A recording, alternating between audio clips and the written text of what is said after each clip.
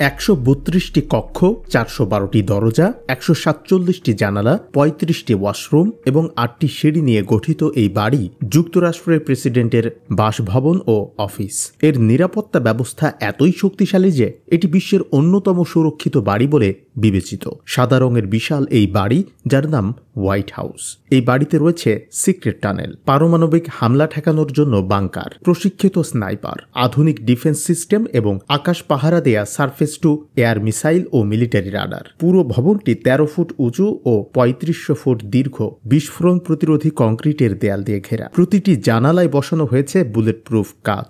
বিশেষ করে presidential emergency operation centre এতটাই শক্তিশালী যে এটি ভয়াবহ পারমাণবিক হামলাও সহ্য করতে পারে। দ্বিতীয় বিশ্বযুদ্ধের সময় এটি নির্মাণ করা হয়। ভবন থেকে বিভিন্ন গুরুত্বপূর্ণ স্থানে গোপন টানেল রয়েছে বলেও গুঞ্জন শোনা যায়। ১৭৯২ সালে আইরিশ স্থপতি জেমস হোভেনের নকশায় নির্মিত হোয়াইট হাউস প্রথমে ৩ তলা ও ১০০টি কক্ষ নিয়ে গড়ে ওঠে। ১৮১৪ সালে ব্রিটিশদের আক্রমণে এটি ক্ষতিগ্রস্ত হয়, পরে পুনর্নির্মাণ করা হয়। ১৯০২ সালে এতে যুক্ত হয় বিখ্যাত ওয়েস্ট উইং।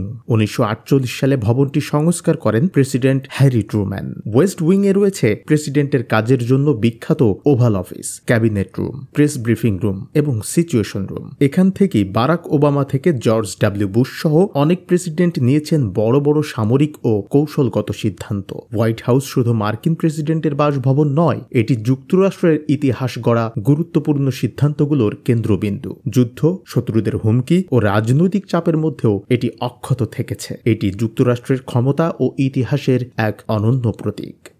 জবাবদিহি ডেস্ক রিপোর্ট।